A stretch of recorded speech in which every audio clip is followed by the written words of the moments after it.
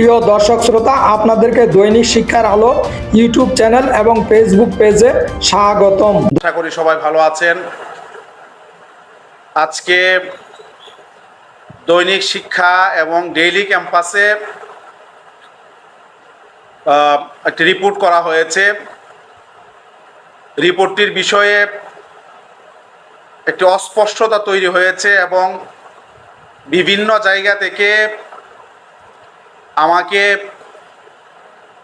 শিক্ষকরা ফোন করেছেন। এই বিষয়ে সকাল থেকে আমি তথ্য নেওয়ার চেষ্টা করছিলাম।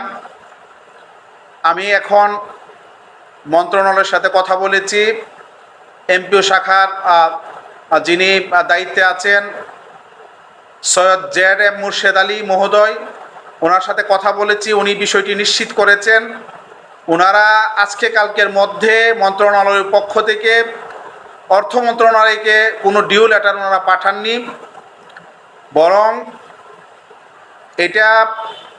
এই যে ডিউ লেটারটা এটা ছিল 7 আগস্টের ডিউ লেটার, অর্থাৎ আমাদের 13 আগস্টের আন্দোলনের আগে এবং সরকারের সাথে আমাদের আলোচনা হওয়ার আগের ডিউ লেটার। পুরাতন এই ডিউ লেটারটিকে সামনে নিয়ে ডেইলি ক্যাম্পাস রিপোর্ট করেছে, যা অত্যন্ত দুঃখজনক, এবং দৈনিক শিক্ষা রিপোর্ট করেছে, যা অত্যন্ত দুঃখজনক, এবং শিক্ষকদের মধ্যে এক রকমের বিভ্রান্তি তৈরি হয়েছে। আমি আপনাদেরকে আশ্বস্ত করতে চাই, ইতিমধ্যে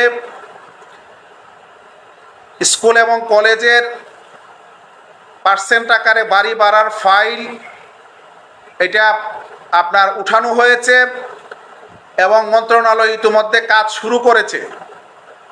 সুতরাং দৈনিক শিক্ষার এবং ডেইলি ক্যাম্পাসের যে রিপোর্টটি আছে, এই রিপোর্টে কেউ বিভ্রান্ত না হওয়ার জন্য আপনাদেরকে অনুরোধ করছি।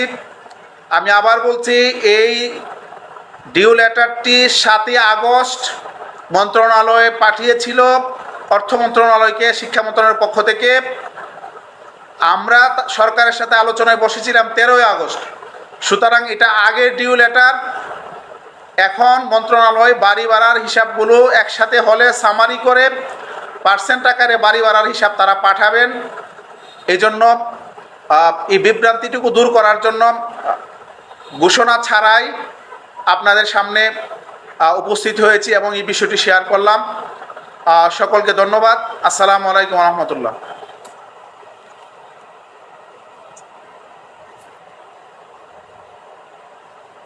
প্রিয় দর্শক শ্রোতা, এই ছিল আমাদের আজকের পরিবেশনা। আমাদের পরিবেশনাটি আপনার ভালো লাগলে লাইক, কমেন্ট, শেয়ার করুন।